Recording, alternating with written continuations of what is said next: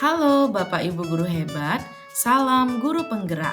Berjumpa lagi bersama saya, Inyoman Arika Winantini, calon guru penggerak Angkatan 11 dari Kota Denpasar.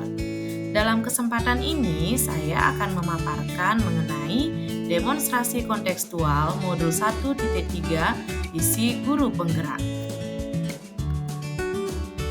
Untuk menerapkan visi guru penggerak, kita dapat menggunakan pendekatan inquiry apresiatif.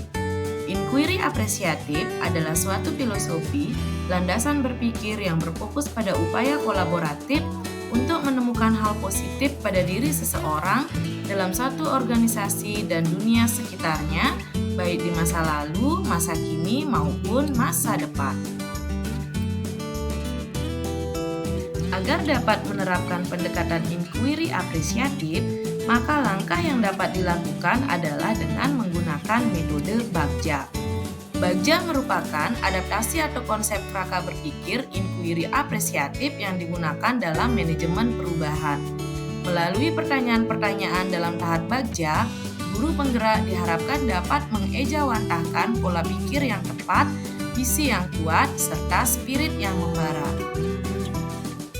Bapak Ibu, seperti yang sudah kita pelajari bersama sebelumnya, tahapan Bagja terdiri dari 5. Yang pertama adalah buat pertanyaan atau define, ambil pelajaran atau discover, gali mimpi atau dream, jabarkan rencana atau desain, dan yang terakhir adalah atur eksekusi atau deliver.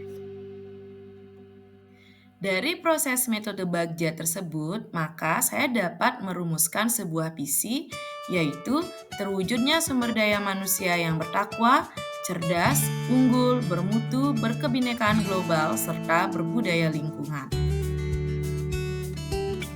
Nah, dari visi yang sudah dirumuskan tersebut, maka dapat dirumuskan prakarsa perubahan, yaitu meningkatkan budaya literasi baca tulis bagi murid di SD Negeri 19 Pemecutan Denpasar.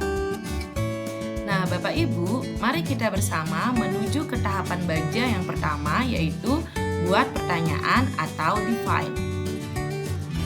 Dari tahapan Bagja yang pertama ini, adapun pertanyaan yang dapat saya rumuskan adalah 1. Bagaimanakah budaya literasi baca tulis di sekolah?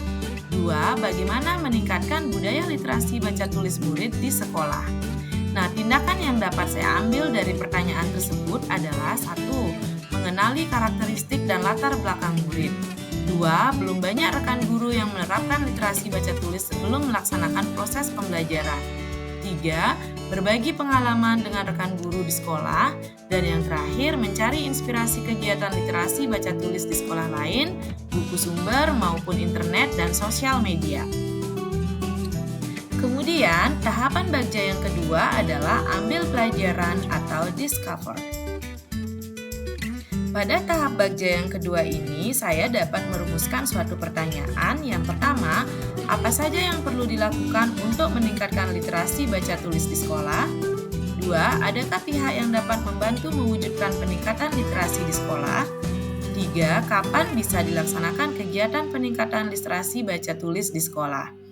Nah, dari rumusan pertanyaan tersebut dapat dilakukan tindakan yang pertama adalah menarik perhatian murid untuk mulai menyukai membaca, menata pojok baca di kelas maupun perpustakaan sekolah secara nyaman dan menarik dengan menyediakan buku sesuai dengan karakteristik dan minat bakat murid.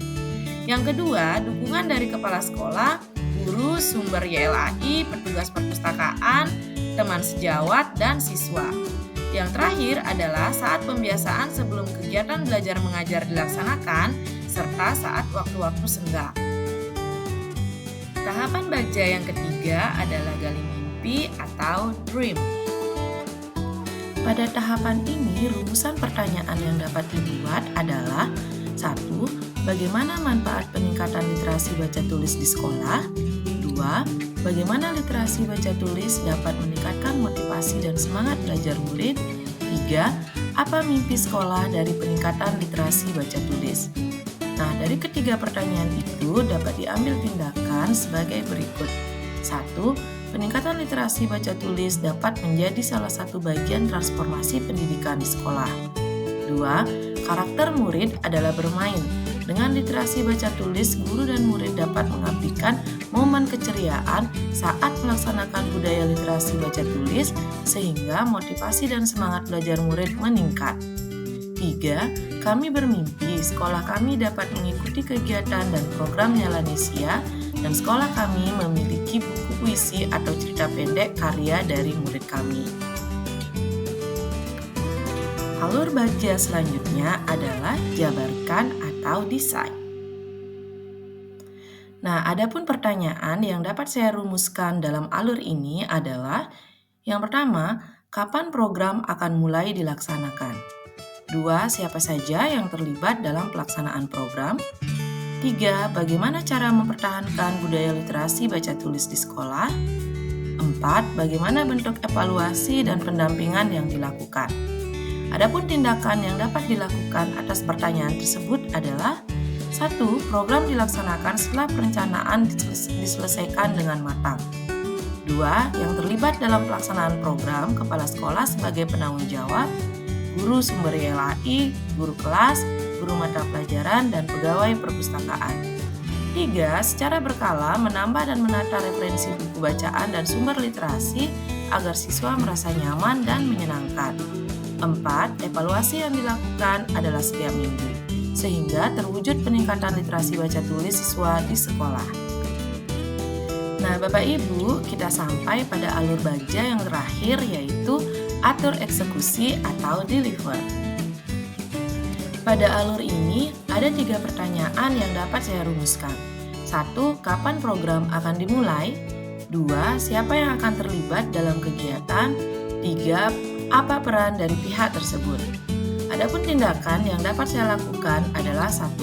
Program akan dilaksanakan mulai tahun ajaran baru 2024-2025. Kepala sekolah sebagai penanggung jawab, guru sumber YLAI, dan guru kelas yang akan menjadi pelaksana dan pendamping murid dalam setiap aktivitas, serta murid sebagai subjek dari program yang akan dilaksanakan.